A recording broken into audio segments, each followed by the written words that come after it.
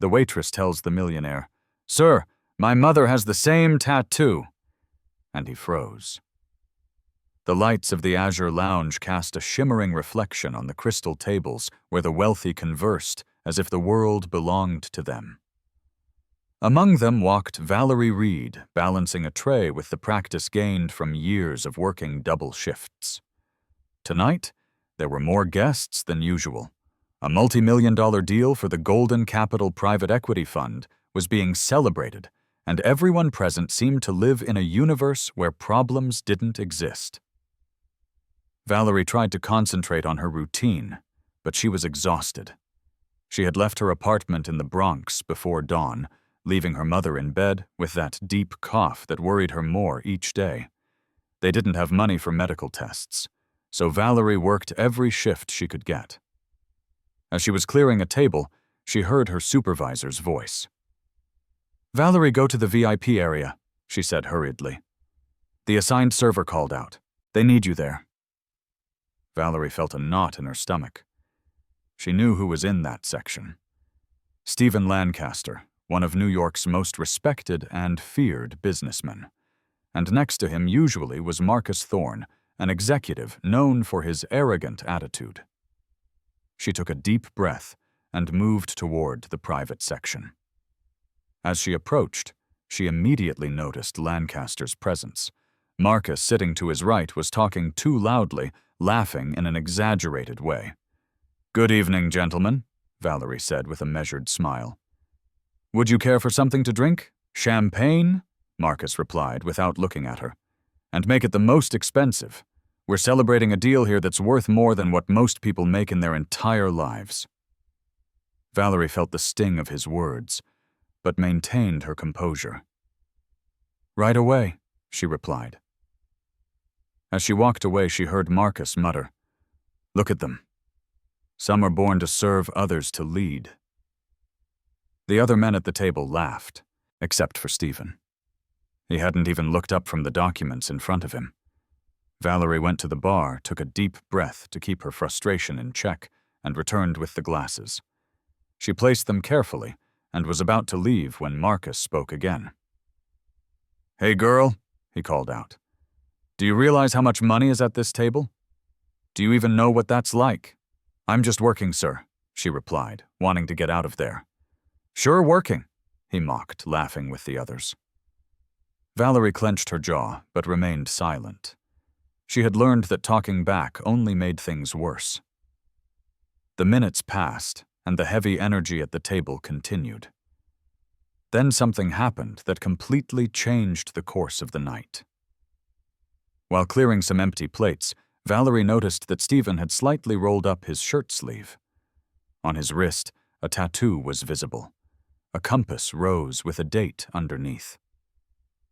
For a moment, Valerie's heart stopped beating. She had seen it before her whole life. It was the same tattoo her mother had. A chill ran down her spine. It can't be, she thought. It can't be the same one. But the shape, the details, the date, everything matched. A thought she had always avoided forced its way into her mind. What if this man was the one her mother had mentioned in her stories from the past? Marina always said that when she was young, she had been in love with someone during a university program in Florence, a boy with whom she had shared dreams, and who left her when she needed him most. She never revealed his name, never spoke of him, only saying he had a tattoo that reminded her of the biggest mistake of her life. Valerie swallowed hard. Her hands were trembling. She didn't know if she should walk away or confront him, but the need for answers pushed her forward. She approached the table again. This time her voice was weaker. "Excuse me, Mr. Lancaster." Stephen looked up. His gray eyes were so piercing that Valerie hesitated to continue speaking. Marcus raised an eyebrow, amused. "You again? What do you need now?" he sneered. But Valerie ignored his comment. "I noticed your tattoo." The atmosphere around the table grew tense. "My tattoo?" Stephen asked, surprised. "Yes," she whispered. "My mother has the same one. Same design, same date. Marcus burst out laughing. Don't tell me. Now it turns out your mother and Stephen got friendship tattoos. But Stephen wasn't laughing. His expression changed from disbelief to something that looked a lot like fear. What did you say? He asked in a low voice. Valerie gripped the tray tightly. My mother, Marina Reed, has had it since she was studying at the university program in Florence. She always said she got it with someone she loved but never saw again. The glass in Stephen's hand fell to the floor and shattered into pieces. The entire VIP area fell silent. That's impossible, he whispered, his face pale. Marina told me she lost the baby. What? That it didn't survive, more than 20 years ago. The world seemed to stop. Valerie felt like she couldn't breathe. I'm 25 years old, sir. Marcus was speechless.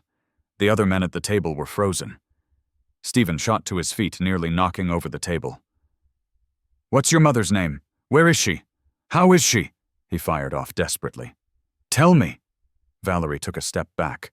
She had never seen so much emotion in such a cold man. She's sick, she managed to say. And we don't have a way to pay for what she needs. Stephen's expression completely shattered. Sick? What does she have? How long? He asked urgently. Valerie didn't want to cry there, but the truth overwhelmed her. For months, and she's getting worse every day. Marcus found his voice. Stephen, calm down. It could be a coincidence, a scam. Shut up, Stephen roared with an authority that silenced the entire lounge. He looked back at Valerie. Take me to her. Now. Valerie's eyes widened, unable to believe what was happening. But I'm working. Stephen gestured to the supervisor. Her shift is over, he said, handing her several bills. Then he looked at Valerie with a mix of anguish and hope. Please take me to your mother. Valerie hesitated. It was too much, too fast, too unexpected. But if there was even a small chance to help Marina, she couldn't ignore it. She nodded. Okay. I live in the Bronx. Let's go, Stephen said, grabbing his coat with trembling hands. As they left the lounge, Valerie caught her reflection in the glass door. Her in her simple uniform, and next to her, a man she never imagined she would ever stand beside. A man who could change everything, and also ruin everything. The drive to the Bronx was spent in a thick silence. Valerie sat in the back seat of Stephen's car, unable to process how she had gotten to this moment. Beside her, Stephen stared out the window, his leg bouncing with a nervousness that contrasted with the impeccable, controlled image he always projected on television and in the press. The driver navigated the illuminated streets of New York without asking any questions. Valerie wrung her hands in her lap, thinking about what her mother would say when she arrived with a multimillionaire who just might be the man she had loved so many years ago. Her heart was beating so loudly she could almost hear it. How is your mother exactly? Stephen asked, suddenly breaking the silence. Valerie swallowed. Very weak. She has a bad cough, gets tired just walking. She's lost a lot of weight.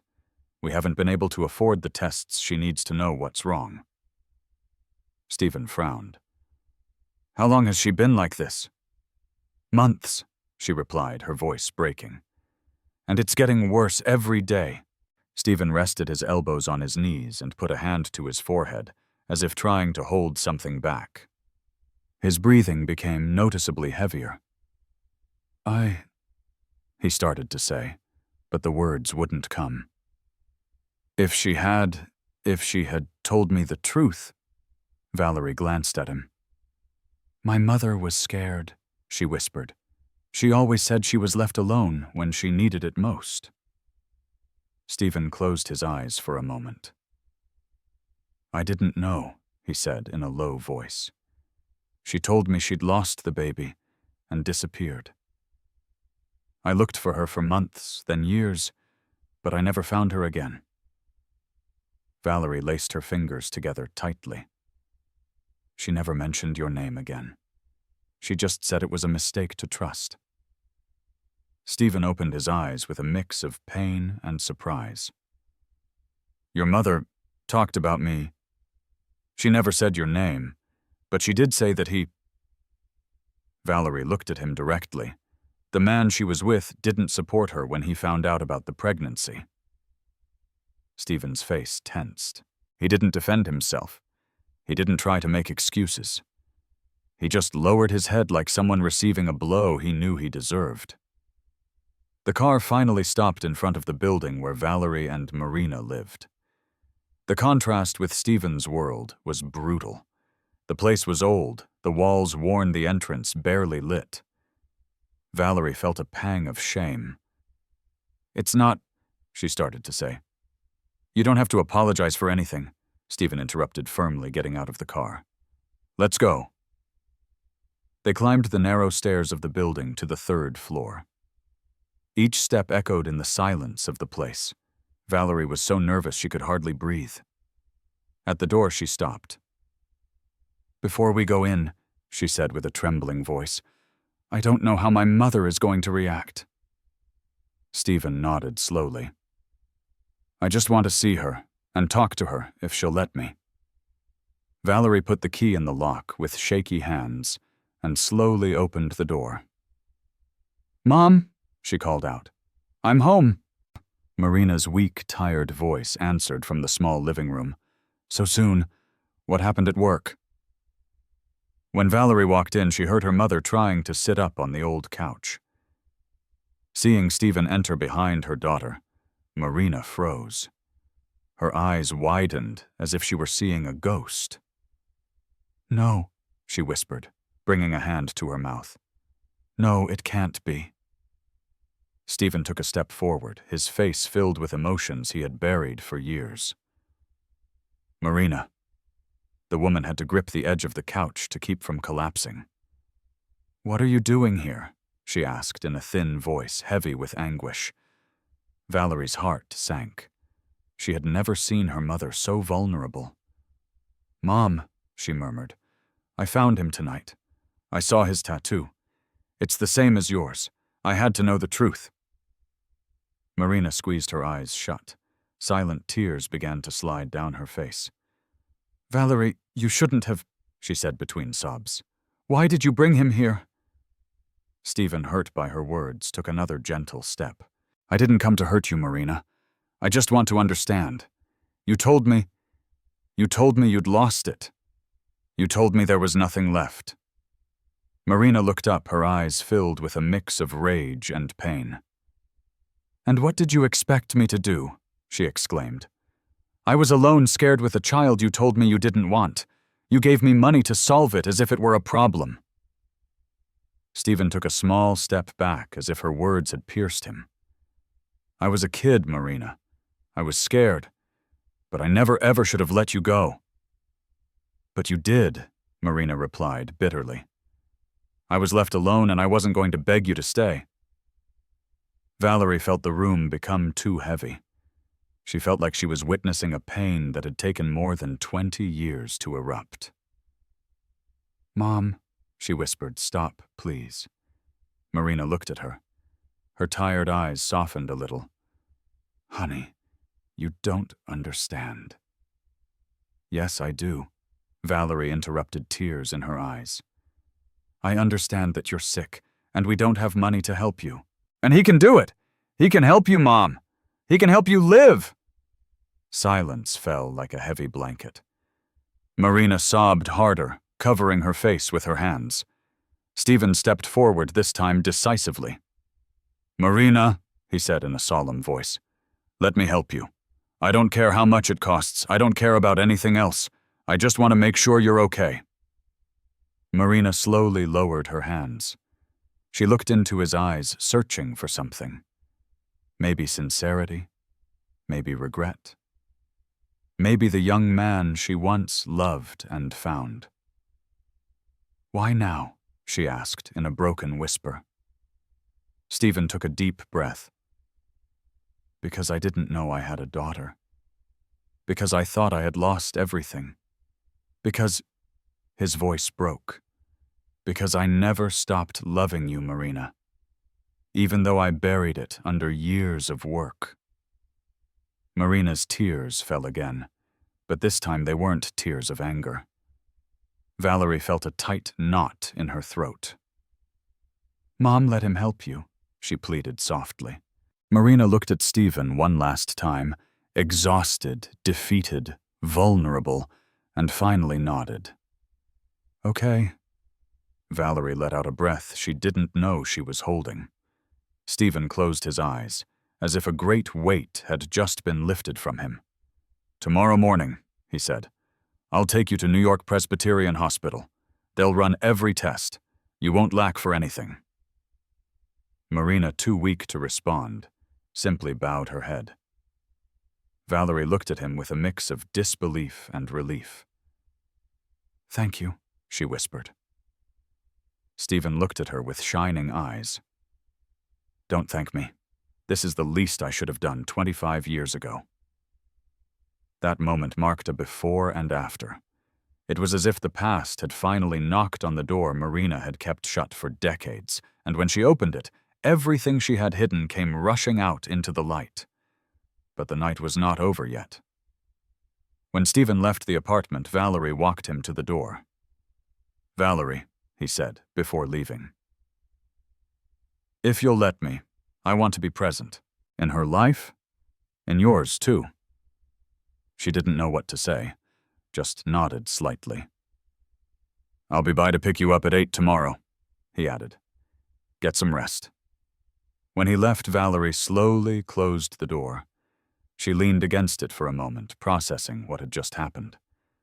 Her life, her mother's life, and that man's life were about to change forever. The next morning, Valerie had barely slept. Every time she closed her eyes, she saw her mother's crying face and Stephen's full of guilt and fear, as if the past was finally collecting a debt that had come to light. The sun was just beginning to light up the streets of the Bronx when Valerie heard a harsh cough from the living room. She jumped out of bed and ran to check on her mother. Marina was sitting on the couch, hunched over a hand on her chest. She looked more exhausted than usual. Mom, please lie down. I told you I'd wake you when he got here. I can't sleep anymore, Marina replied breathlessly. I'm nervous. I don't know what's going to happen. Valerie knelt in front of her, taking her cold hands. What's going to happen is that you're finally going to get the help you need, she said softly. You're not alone, Mom. Not anymore. Marina looked at her daughter with glassy eyes. I don't know if I did the right thing yesterday, she murmured. I don't know if I had the right to let him back into our lives. You did it because you're tired of fighting alone, Valerie replied. And because you need to live, Mom. I can't lose you. Marina stroked her daughter's cheek. Valerie, you've carried so much that wasn't yours to carry. It was mine because I'm your daughter. Marina tried to smile, but the cough returned stronger this time. Valerie held her shoulders until the fit passed. A few minutes later, a soft doorbell rang. Valerie took a deep breath. That's him. She opened it to find Stephen Lancaster standing there impeccably dressed despite the early hour.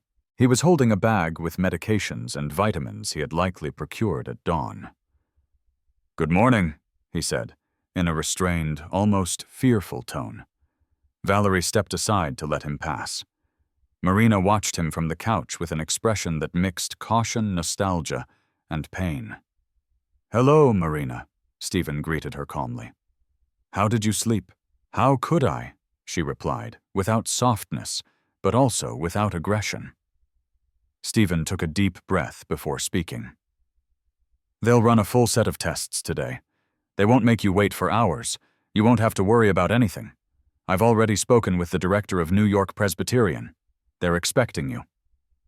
Marina nodded slowly, exhausted. Stephen approached, but kept a respectful distance. Do you need help getting up? He asked gently. No, Valerie helps me. Valerie felt the tense but natural atmosphere. She couldn't expect trust to emerge from nowhere after so many years. Minutes later, they were on the street. Stephen opened the car door for Marina as if it were the most normal thing in the world, but she hesitated before getting in. She finally relented more out of exhaustion than anything else. The vehicle moved through the avenues of New York as silence enveloped them. Marina looked out the window nervously. Valerie stayed alert for any sign of discomfort in her mother. Stephen, sitting across from them, seemed to be struggling to find words. It was Marina who broke the silence. "Don't think this means I'm forgiving you," she said without looking at him. Stephen nodded. "I don't expect you to. I just want to help." "Why now?" she insisted. He took a deep breath. "Because yesterday when I found out the daughter I thought I'd lost was alive, something inside me broke," he answered honestly. "Because I thought I'd lost the chance to be a father. And because of you, and because of me, all three of us lost it." Marina closed her eyes and said nothing more. When they arrived at the hospital, a nurse came out to greet them as if they were VIP patients. Valerie felt a strange mix of relief, discomfort, and hope in her stomach. "Mrs. Marina Reed," the nurse said. "This way, please. We have everything ready." Marina was examined immediately. They took samples, did scans, X-rays, and endless tests. What would have been impossible for a family with no resources was now happening without delay. Valerie accompanied her mother every step of the way.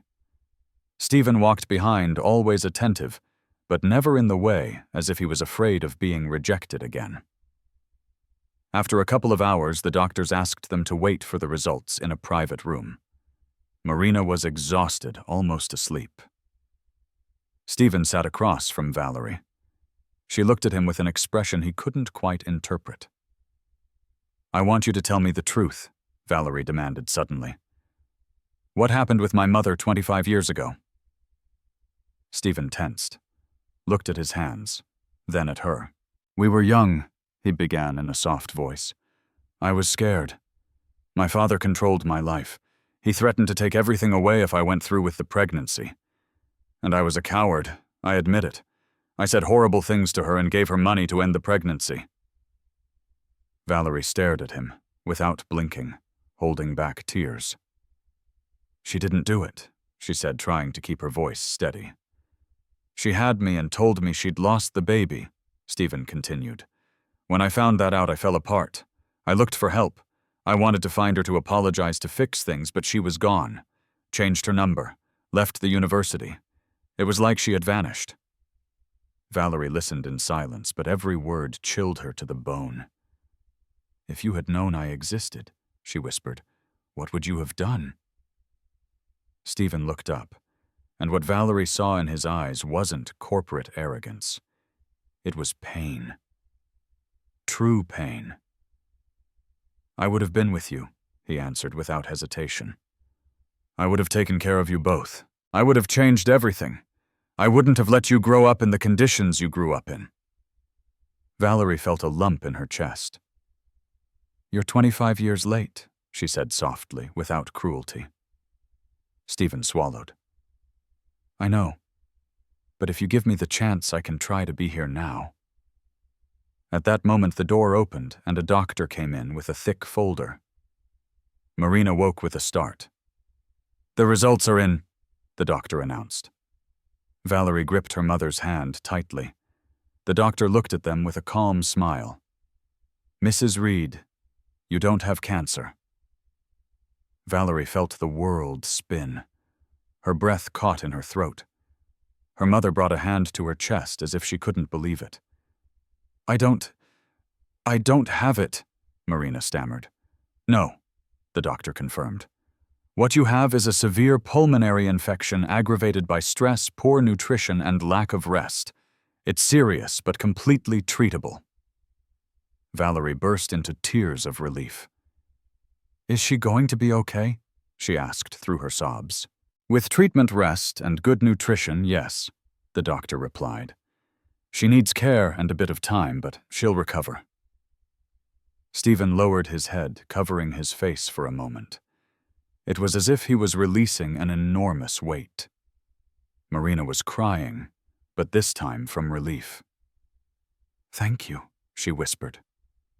"Thank you."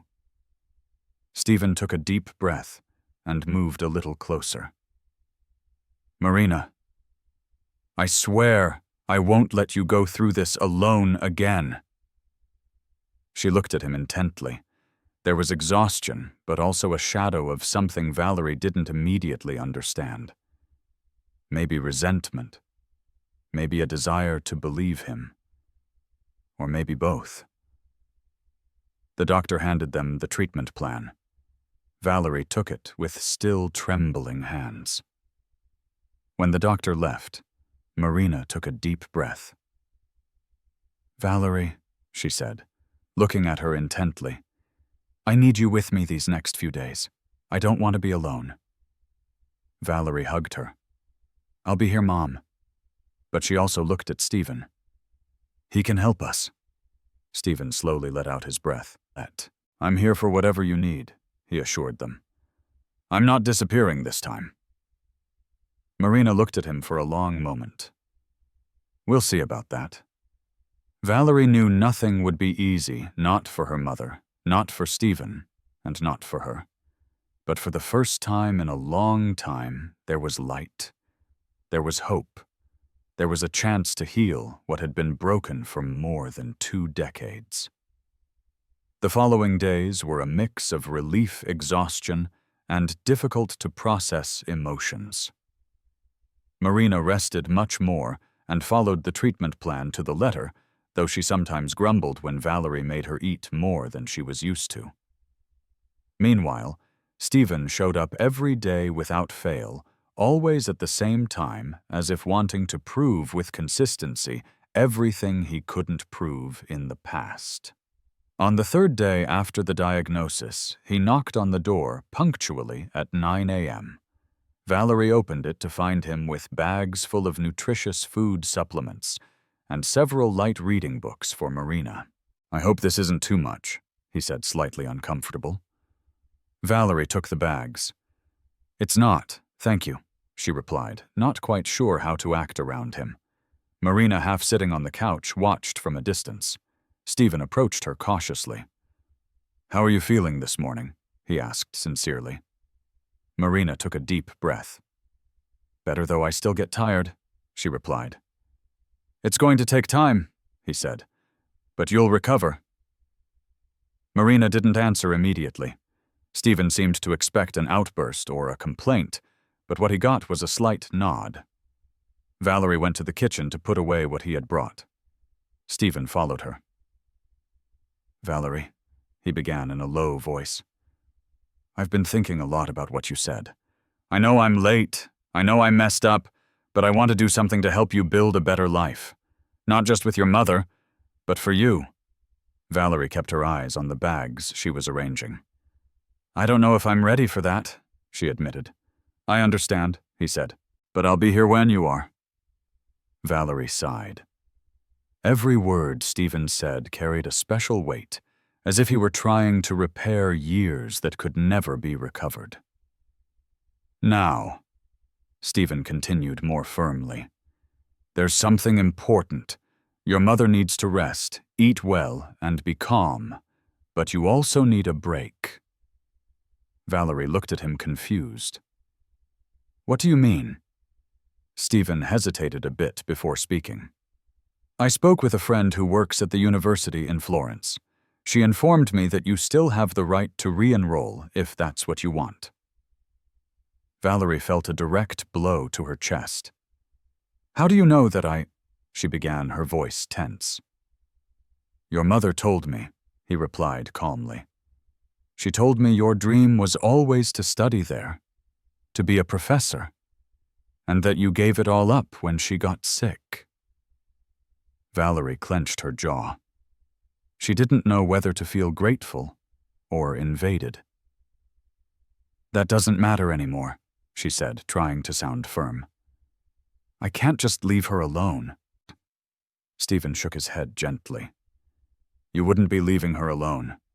I would be here, and I could make sure she has everything she needs. Truly.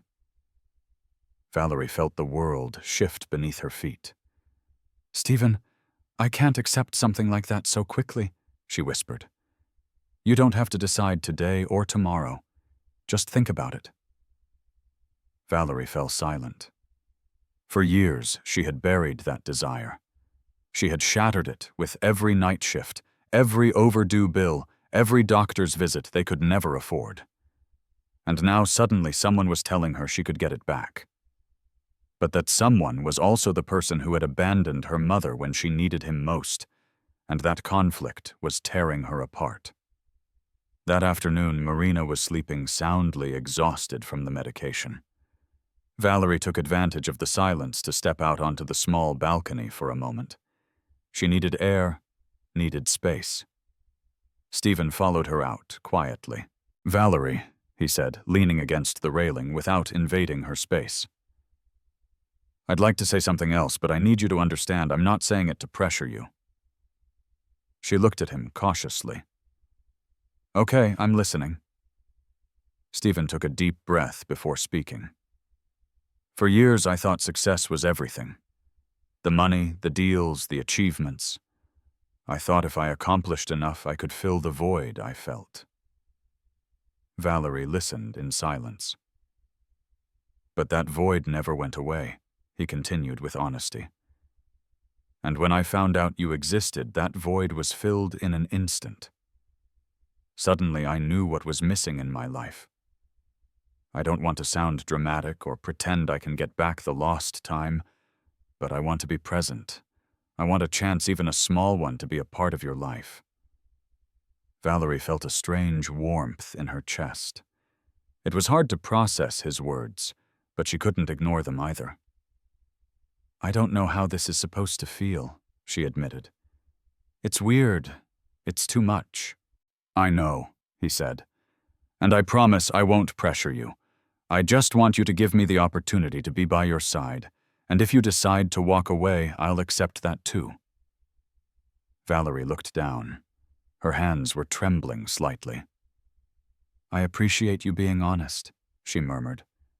I appreciate you being here, but I need to process it. Take all the time you need, he replied softly. The silence that followed wasn't awkward. It was a silence that spoke of something new, something just beginning to form between them, a kind of broken bridge being slowly rebuilt. The next day, Valerie woke up with the feeling that something important was about to happen. Marina seemed more cheerful, even smiling a couple of times, which was a gift after weeks of exhaustion.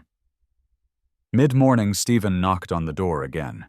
He held a very well-organized folder. What do you have there? Valerie asked, suspicious but curious. I'll explain inside, he replied. The three of them sat down. Marina was still weak but calmer. Stephen opened the folder. Inside were forms information sheets and a sealed envelope. This, Stephen said, pointing to the papers, is the paperwork you would need if you wanted to go back to the university in Florence. Everything is prepared. All that's missing is your decision. Valerie swallowed. And that, she asked, pointing to the envelope. Stephen hesitated for a second before extending it to her. It's for you. Valerie opened it carefully. Inside was a letter and a bank document. A check. A check for a figure so large that Valerie had to blink several times to make sure she was seeing it correctly. Why? She stammered.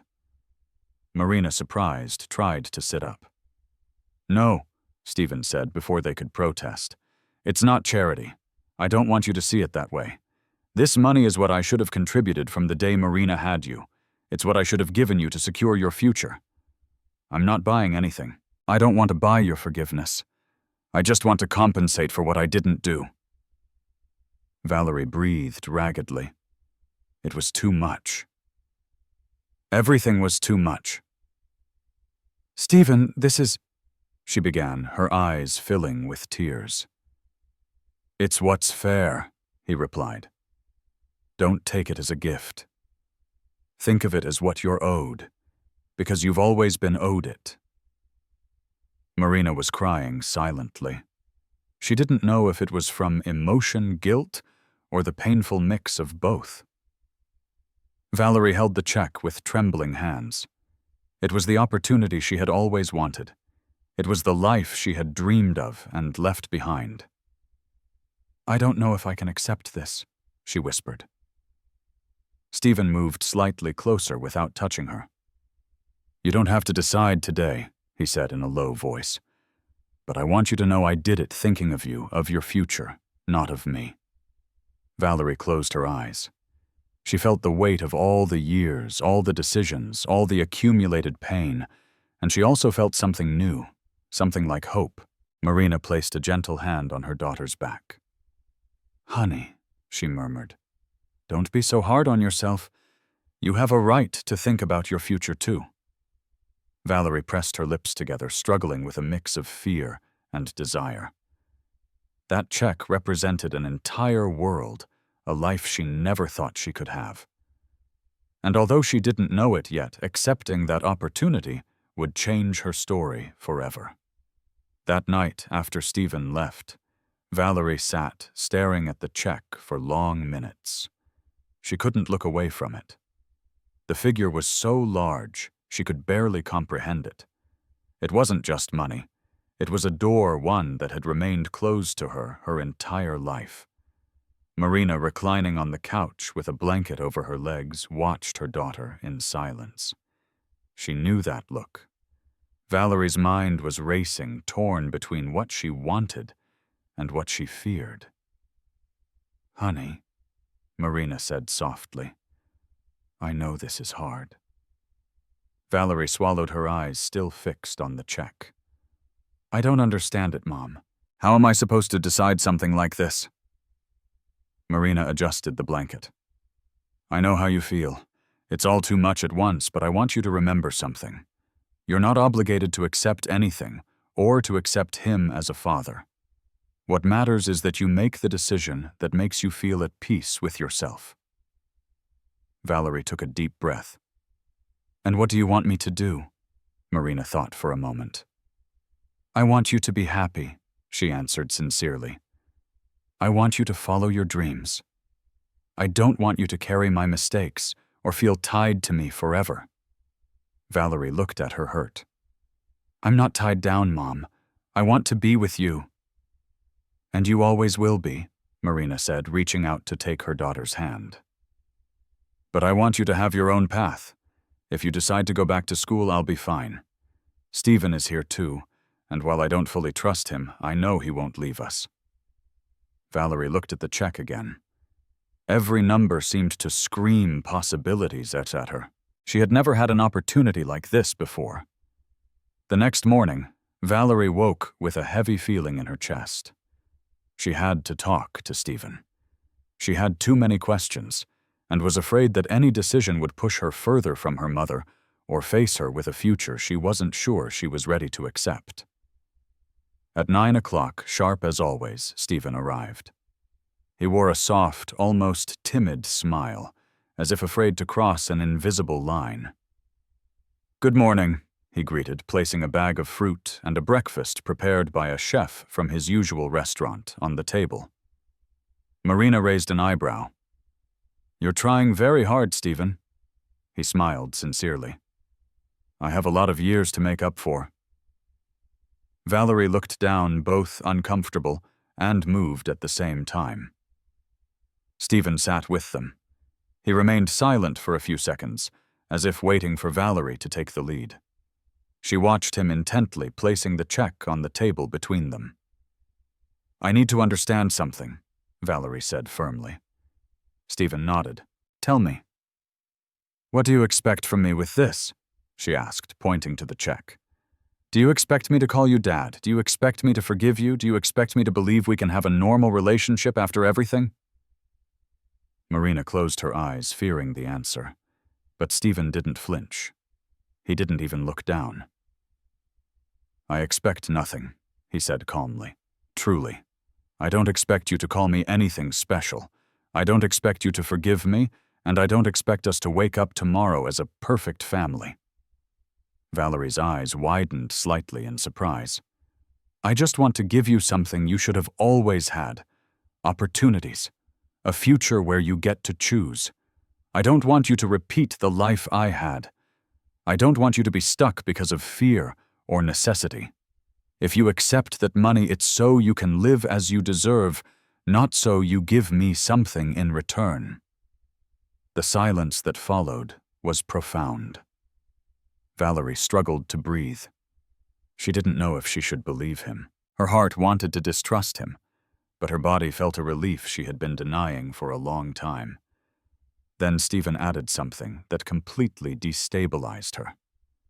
I would give you that money even if you decided to never see me again, he said with stark honesty. Valerie felt a blow to her chest. Marina from the couch looked down. There were drying tears on her cheeks. I don't know if I can process that, Valerie admitted in a whisper. Stephen nodded. Take your time. That afternoon, when Valerie went for a walk around the building to clear her head, Stephen was left alone with Marina for the first time. She was resting, regaining her strength, but seeing him stay after Valerie left, she tensed her shoulders. What do you want to talk about? Marina asked bluntly. Stephen approached slowly, maintaining a safe distance. I wanted to tell you. He took a deep breath as if the words were heavy. I don't expect you to forgive me. I don't even expect you to let me be fully in her life. Marina pressed her lips together. I'm not the one who should decide that, she said firmly. She is. Stephen nodded. I know, but I need to tell you something even if it changes nothing. Marina looked at him directly, ready to defend or attack as needed. I'm sorry, he said. You don't know how. Those two words made her close her eyes. She had waited to hear them for so many years, and at the same time she felt she no longer knew what to do with them.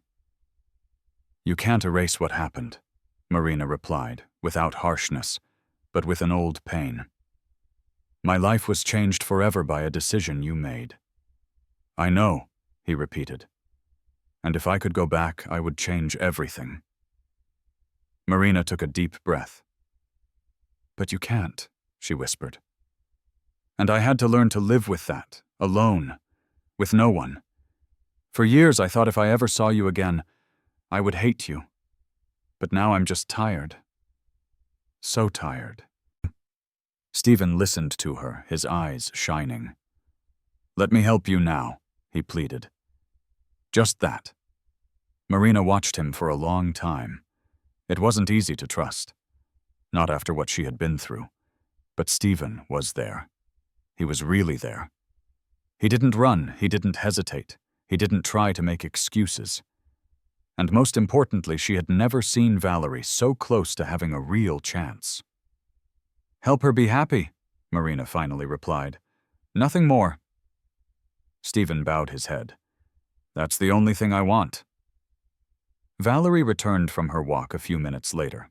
Stephen stood up immediately. I'm heading out for today, he announced. If you need anything, just call. I'm always available. Marina nodded, and Valerie walked him to the door. Just before he left, he said one more thing. Tomorrow, I'd like to invite you to breakfast, just you and me, to talk without pressure. Wherever you want. Valerie looked down. And if I say no, then I'll respect your decision, he replied softly. Valerie took a deep breath. Okay, tomorrow. Stephen smiled gratefully. Thank you, Valerie. When he left, Valerie closed the door and leaned against it.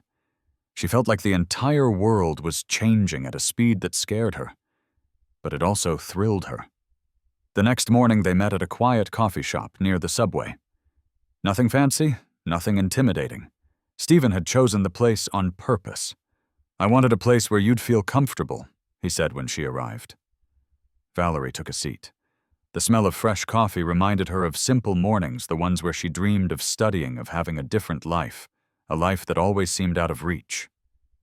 "I've been thinking about what you said," she said after a few minutes of silence. Stephen watched her attentively, and Valerie took a breath.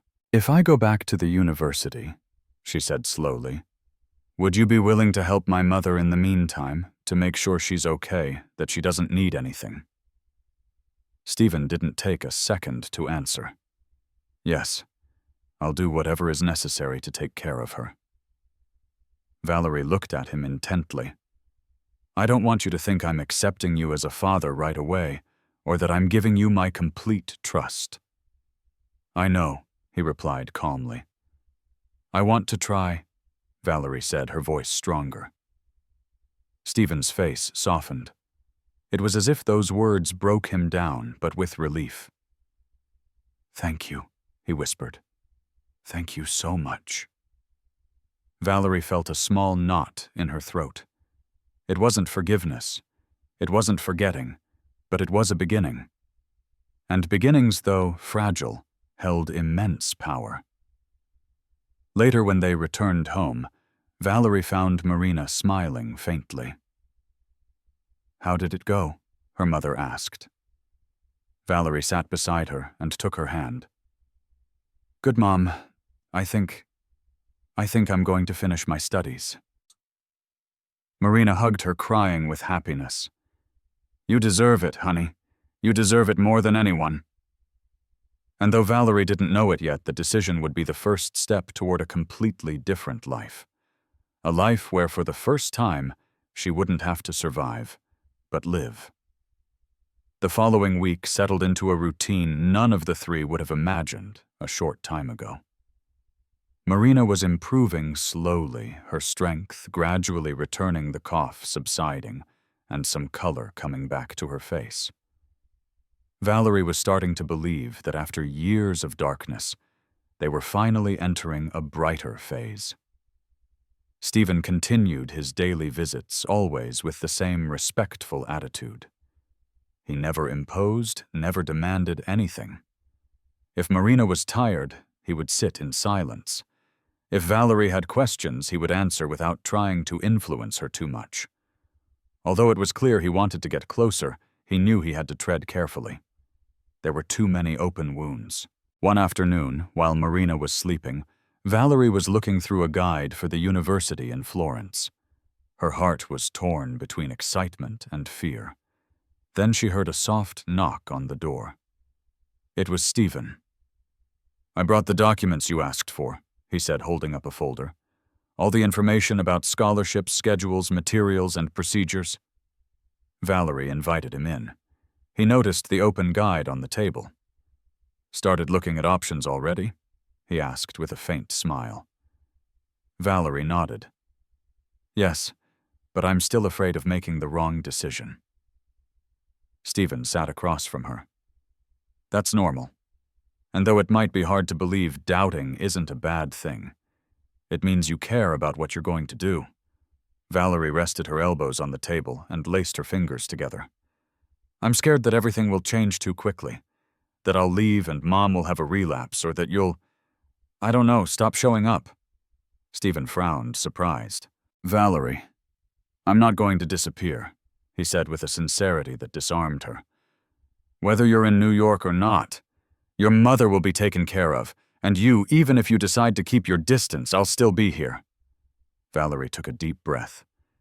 It was hard to believe, but a part of her was beginning to trust him. Just then, Marina woke up, having overheard part of the conversation.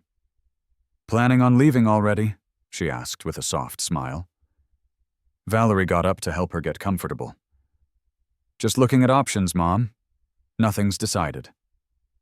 Marina looked at Stephen with some caution, though her gaze lacked its earlier harshness. "You have to promise me something," she said. "Anything," Stephen replied immediately. "If my daughter decides to study, don't interfere. Let her live her life. Don't control her, don't force her into anything."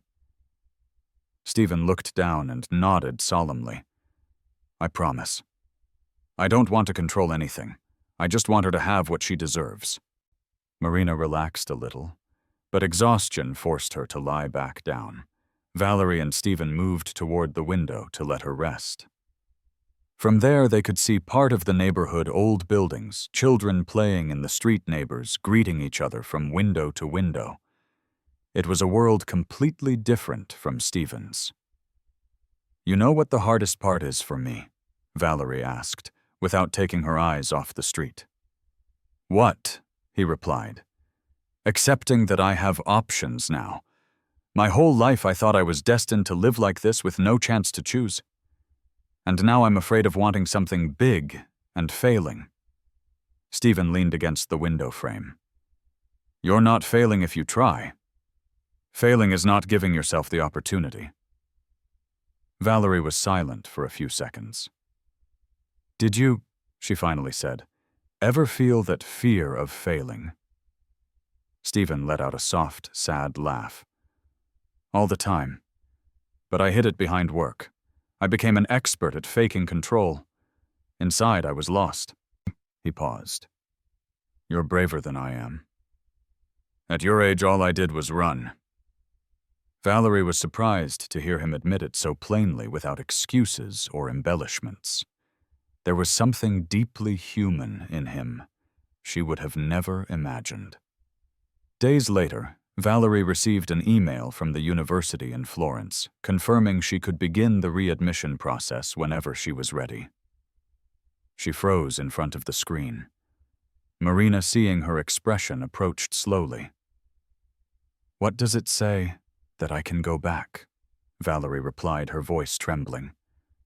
"That they still have my records, that I can start next semester." Marina hugged her tightly. "Honey, it's your dream. Don't let it pass you by." Valerie squeezed her eyes shut, holding back tears. "I'm scared, Mom." "It's normal to be scared," Marina said, stroking her hair. "The important thing is that the fear doesn't stop you. I'm going to be fine." "And Stephen," she paused. "As much as it pains me to admit it, he's keeping his word." And Valerie smiled shyly. It was strange to hear Marina talk about him without resentment. That night when Stephen arrived, Valerie showed him the email. He read it carefully, and his face lit up. "Valerie, this is incredible. Truly, I'm proud of you." She felt something in her chest, an unexpected warmth. She didn't know what to call it. Maybe recognition, maybe a bond that was starting to form. Stephen continued, "If you decide to go, I'll support you in everything. But if you decide to stay, I will too. Whatever you decide, you're taking control of your life. And that's already an achievement." Valerie took a deep breath. "I don't know what I'm going to do yet." "Take your time," he replied. "I won't pressure you." Marina watched them from the couch. There was a very particular expression on her face, a mix of surprise, nostalgia, and something like acceptance. "Stephen," she said suddenly. He turned immediately. "Yes, I want to thank you." Valerie's eyes widened in surprise. She had never heard her mother say something like that to him. "Thank you for helping me, and for not running away this time." Stephen swallowed hard. "You don't have to thank me. I was late, but I'm now where I should have always been." Marina nodded and smiled faintly. "Still thank you." Valerie's eyes felt moist. It was like witnessing a moment that had taken 25 years to arrive. That night after Stephen left, Valerie went out on the balcony to clear her head. Marina joined her with a hot cup of tea. "Honey," she said calmly, "have you thought about what will make you happy? Not what's convenient for me or what he wants, but what you desire." Valerie looked at the sky. The lights of New York glowed like artificial stars. "I want to study," she admitted. "I want to have a life that doesn't depend on exhaustion or fear. I want something more." Marina smiled. "Then do it. Don't look back." Valerie took a deep breath, as if that phrase gave her permission to move forward. "Tomorrow I'll tell Stephen I'm starting the process. she said, feeling a sweet vertigo. Marina hugged her from the side. I'm proud of you, Valerie. Valerie rested her head on her mother's shoulder. For the first time in years, she felt that her story was changing course, and though the path opening before her was full of uncertainty, it was also full of life opportunities and hope. The weeks went by with a mix of calm and constant change. Marina continued to recover, though she still needed support and frequent rests. Stephen remained a daily presence, sometimes with food, other times with medication, and sometimes just to ask how she felt. Valerie watched him act with a patience she would have never imagined in someone with such a hectic life. One day, while Marina was sleeping, Valerie sat across from Stephen with a folder in her hands. She had filled out the first forms for the university in Florence. Her fingers trembled slightly. I think I'm going to send this today, she said, with a mix of excitement and fear. Stephen smiled softly. I'm glad to hear that. Whatever path you choose, this is a good start. Valerie nodded, but her eyes reflected unease. I have doubts, a lot of them, but I want to try. That's enough, he replied. You'll learn the rest along the way. She let out a long sigh. What I still don't know is when to leave. I don't want to leave Mom alone. Stephen adjusted himself in his chair. I've already told you I'll be here, and I've also contacted a nurse who can come on some days if needed. Marina won't be alone. Valerie hesitated. I don't want Mom to feel like we're replacing her, or that we don't need her anymore. Stephen shook his head firmly. Never. She needs you, but she also needs to rest. And you need your own future. Valerie was silent for a moment. I know it's just hard to imagine. Stephen rested a hand on the table near Valerie's, but without touching it. Difficult doesn't mean impossible. Days later, Valerie received a new email from the university. She had been officially accepted. The message left her paralyzed. It was real. It was no longer a maybe or a someday. It was a tangible, concrete possibility pulsating in front of her. Marina noticed her expression from the couch and sat up as much as she could. What happened, honey? Valerie turned to her, her eyes filled with emotion. Mom, they accepted me. Marina brought her hands to her mouth, stifling a sob. Then she hugged her, though her body was still weak. I always knew you would do it, Valerie, always. Valerie took a deep breath, feeling something inside her open up like a window that had been shut for years. Just then the doorbell rang. Valerie opened the door to find Stephen with a shopping bag. Is everything okay?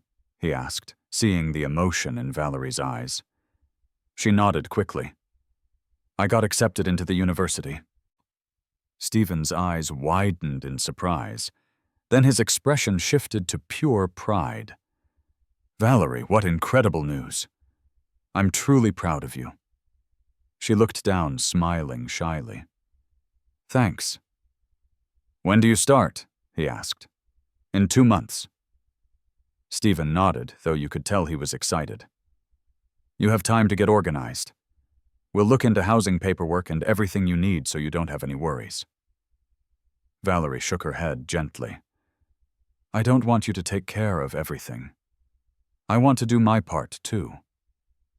Of course, he replied. Whatever you decide. From the background, Marina spoke. Stephen, thank you. He looked at her attentively. You don't have to thank me. I'm just doing what I always should have done. Marina held his gaze for a few more seconds. Still thank you. It was the first time Marina had thanked him so directly without hidden tensions. That small gesture represented a huge step forward. As the days passed, Valerie began to prepare documents, look for flights and research housing. Stephen didn't impose on anything, but offered help at every step. Sometimes Valerie accepted, sometimes she didn't. One Sunday afternoon, the three of them went for a walk in the neighborhood park. Marina walked slowly, but smiled. It was the first time in a long time she had ventured out for more than a few minutes. "This air feels good," she said, stopping near a bench. "I told you," Valerie replied, holding her arm. "A little time outside always helps." Stephen arrived with 3 coffees and a soft smile. "How are you both feeling?" "A little tired," Marina admitted. "But good. I'm glad we came out." The 3 of them sat. The atmosphere was calm, almost familial, which surprised Valerie. She never imagined they would one day be like this, sharing a simple moment in a park. "How are you feeling about all this?" Marina suddenly asked Stephen. He took a moment to answer. "Honestly," he said, "I feel grateful. I was late, way too late. But seeing you two together and being able to be here now is more than I ever thought I'd have." Marina observed him with a mix of nostalgia and prudence. "I'm still angry with you," she admitted. Valerie looked up. Stephen lowered his head. "I understand and I accept that anger. I don't expect it to go away soon." Marina took a deep breath. "But I'm also at peace, knowing that Valerie will have a chance that she won't have to go through what I went through. That takes a huge weight off my shoulders." Stephen looked at her with sincerity. "Your strength is admirable, Marina." She let out a short laugh. "I didn't have a choice." Valerie watched them both. It was strange to see them talking like this. For years, she had imagined who the man with the tattoo was. She had imagined an idealized version, or a monstrous one. But Stephen was simply human. Someone who had made enormous mistakes, yes, but who was also doing everything possible to make amends.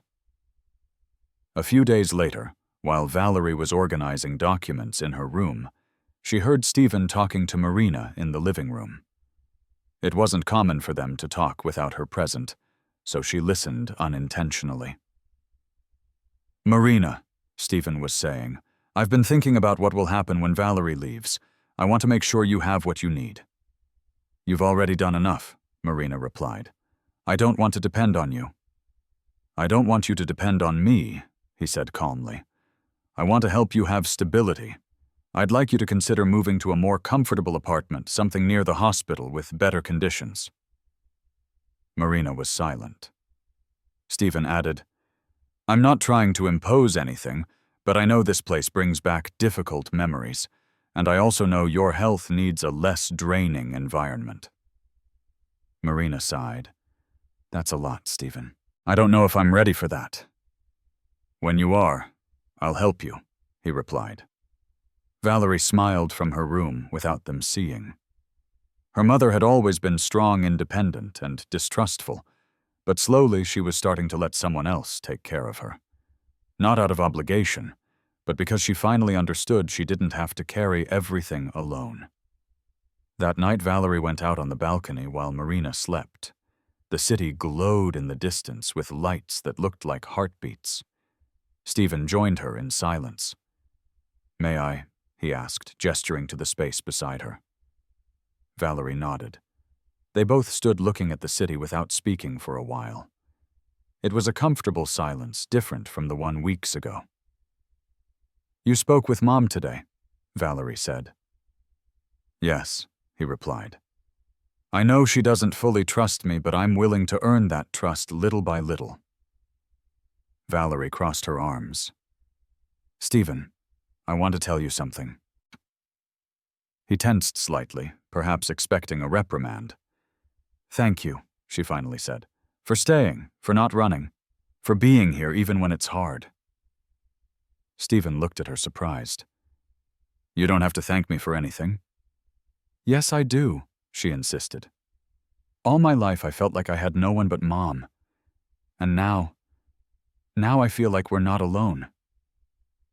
Stephen swallowed, moved. "You'll never be alone again." Valerie looked at him intently. So much had happened in such a short time that it sometimes felt unreal, but for the first time she trusted that he wouldn't disappear. "I want you to know," she continued, "that I'm willing to try to build something with you. I don't know if I'll ever be able to call you Dad, but I want to try to have a relationship." Stephen closed his eyes for a moment. When he opened them, they were full of emotion. "Valerie, that means more than I can say." She smiled. "It's just a beginning." "A beginning is enough," he replied. The wind blew softly. The night was calm, and for the first time since this all began, Valerie felt that the future wasn't so scary. On the contrary, it was waiting for her with open arms. The days continued to be filled with preparations.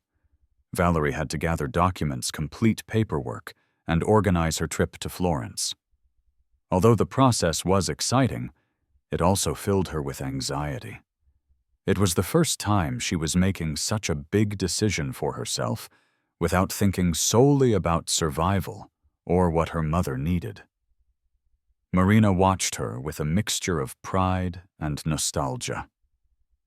Every time she saw her daughter reading university guides or practicing for admission tests, she smiled with a special glint in her eyes, as if someone else's happiness was giving her back years of her life. Stephen, for his part, stayed close, but never overbearing. Sometimes he'd arrive with useful information, other times just to ask how she was feeling. He knew he had to move carefully, and that the bond he was trying to build was delicate. One afternoon, Valerie decided to tell her mother something she had been thinking about for days. "Mom, I think I want to move to Florence a few weeks before classes start," she said while organizing some papers. Marina looked up. "A few weeks early?" Valerie nodded. "Yes, I want to get settled, find a quiet place, get to know the area before I officially start." Marina smiled, though, with a touch of melancholy. "You're leaving sooner than I thought." "But I'll call you every day," Valerie replied, moving closer. "And I'll come visit as soon as I can. I don't want you to feel lonely." Marina took her hand. "I'll never be lonely as long as you're happy." Valerie felt a lump in her throat. She sometimes forgot how much strength her mother hid behind so many years of weariness. That same night, Stephen arrived with a proposal that took Valerie by surprise. "Before you go, I want to invite you to spend a day with me," he said, looking for a place to sit.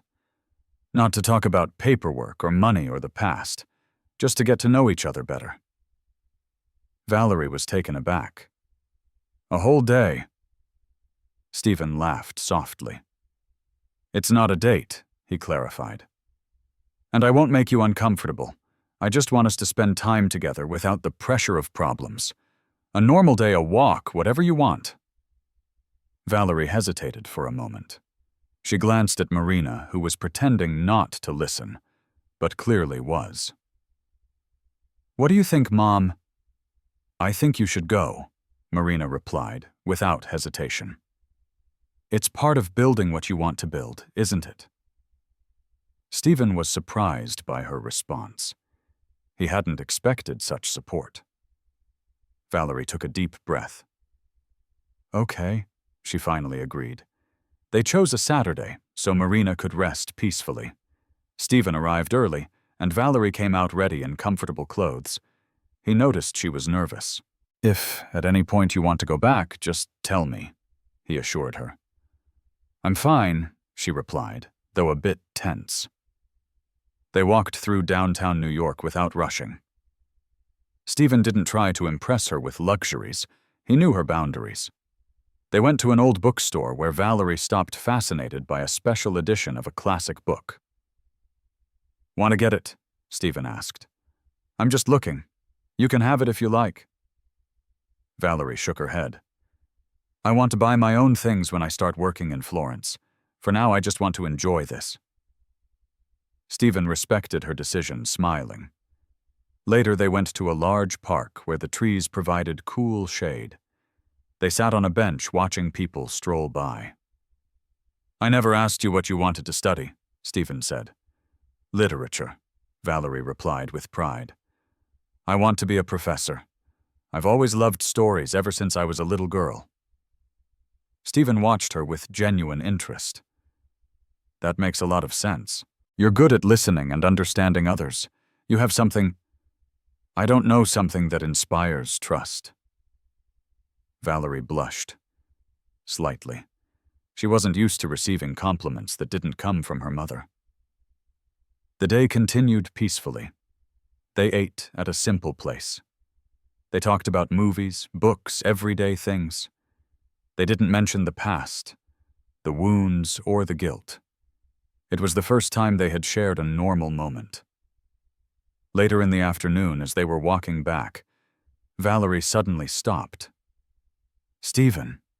He turned attentive. "Thank you," she said. "Today was a good day. It really was." Stephen smiled with a warm, sincere expression. "Thank you for trusting me. Even just a little bit." Valerie took a deep breath. It's a start. Days later, Valerie attended a meeting at the hospital with her mother's doctor. Marina was in a much more stable condition. "Her recovery is progressing without complications," the doctor said.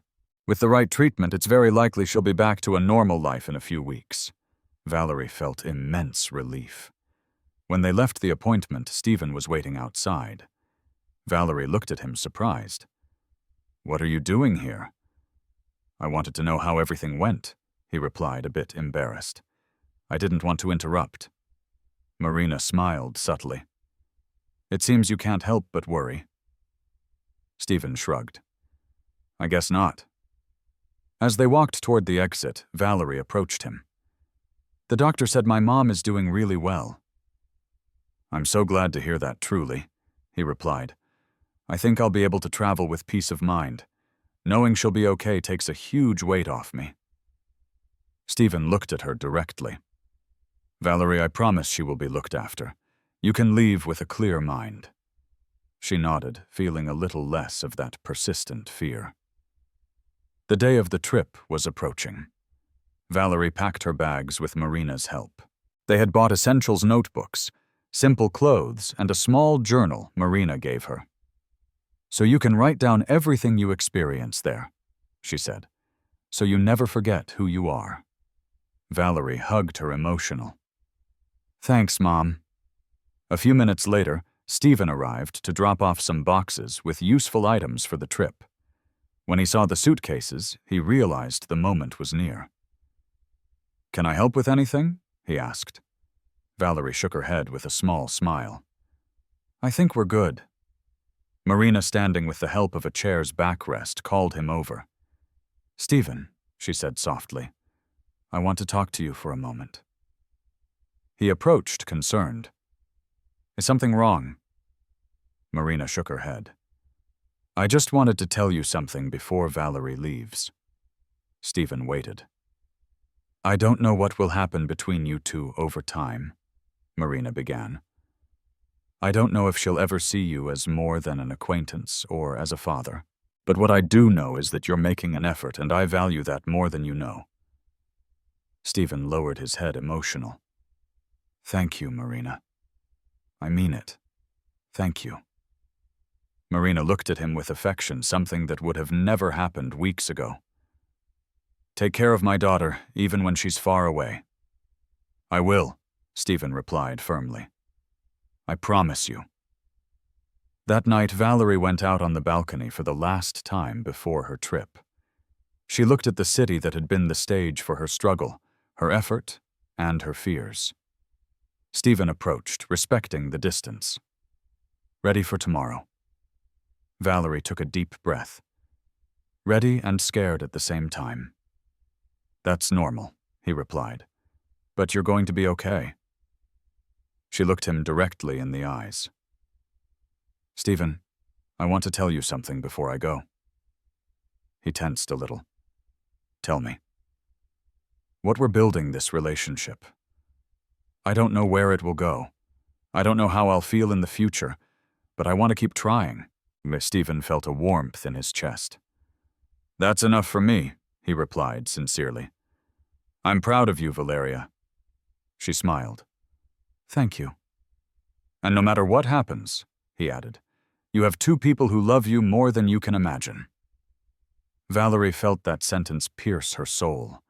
It was the first time he had said something like that, without pressure, without expectations. I'll see you soon, she said. Very soon, he replied. That night, as she closed the balcony door, Valerie knew something for certain. She was ready to begin her life. The day of the trip arrived faster than Valerie had imagined.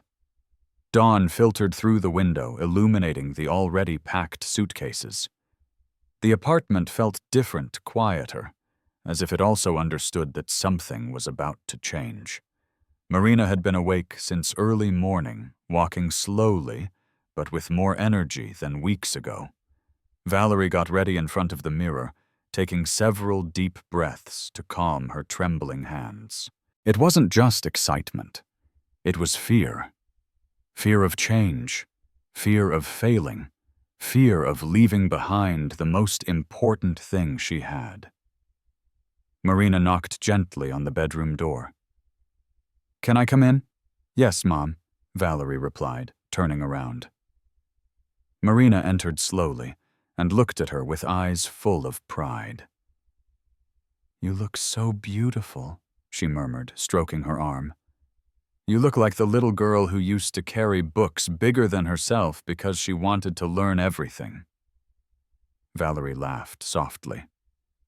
I wish I had that confidence now. You do, Marina said, even if you don't feel it. Valerie hugged her tightly. Marina held her as if she wanted to memorize that moment forever. A few minutes later, the doorbell rang. Valerie opened it to find Stephen with a serious expression, though he tried to smile. Good morning, he greeted. Ready? We are, Marina replied. Stephen came in to help with the bags. He moved respectfully without invading, but with the naturalness of someone who was already part of their small universe.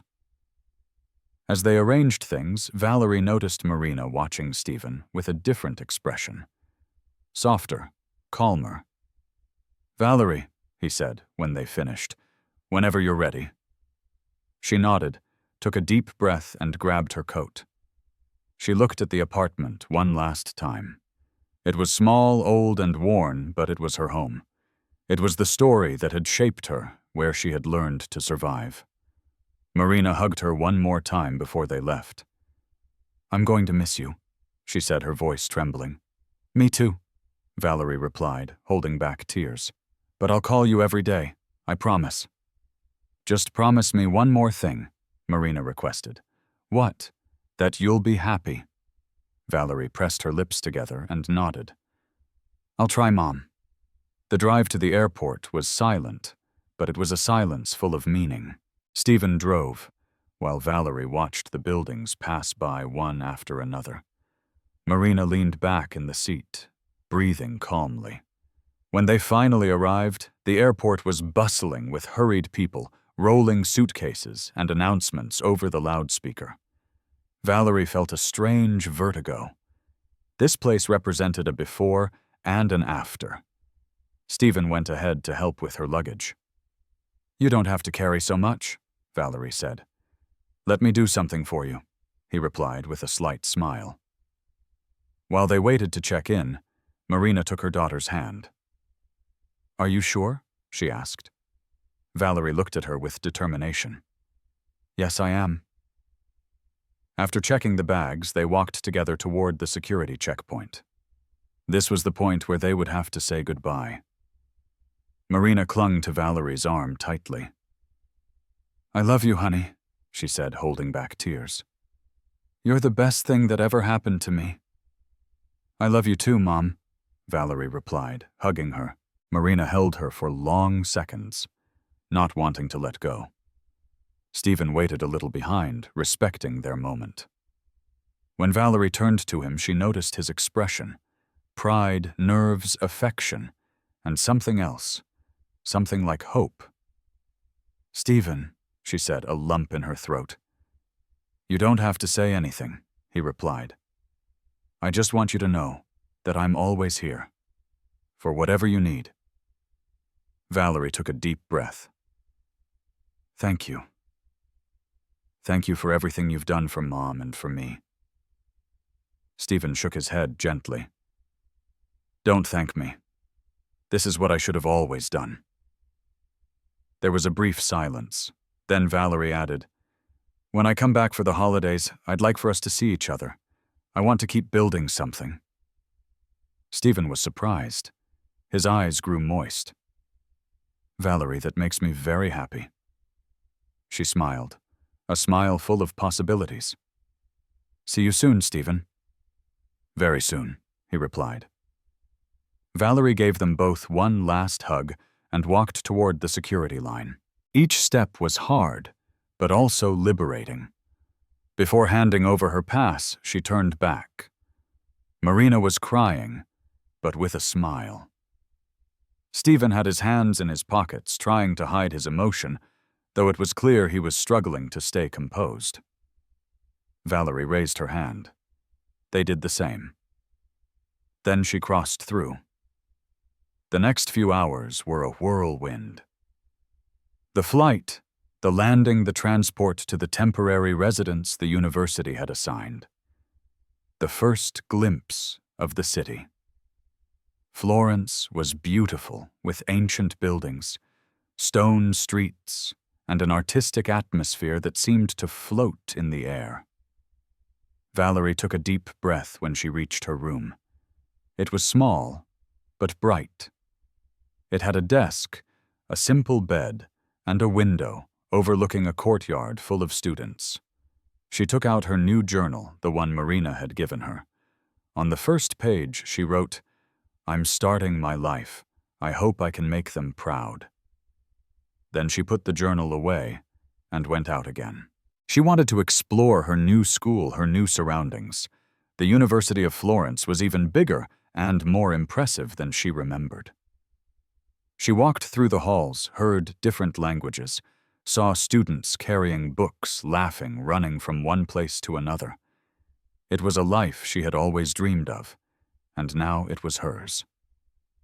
That night, she video called her mother and Stephen. Marina was grinning from ear to ear, proud to see Valerie happy. Stephen just listened with that attentive look he had adopted since he learned the truth. "You look radiant," he said. "I'm tired," Valerie laughed, "but happy." "That's what's important," Marina replied. The call lasted half an hour, but the feeling stayed with her all night. After hanging up, Valerie lay in bed staring at the ceiling. The silence of her new room felt different from her home in the Bronx. It was a silence that wasn't heavy, a silence full of promises.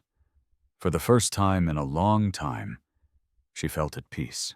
Weeks later, settled into her classes, Valerie found herself writing a letter to Stephen and Marina.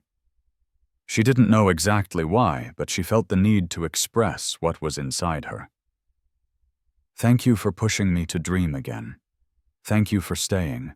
Thank you for teaching me that it's never too late to rebuild what time has broken." She saved it as a memento. She knew her story was just beginning, that her life was divided between the past that shaped her and the future she was creating. And although the three of them had scars, they also had something invaluable, a second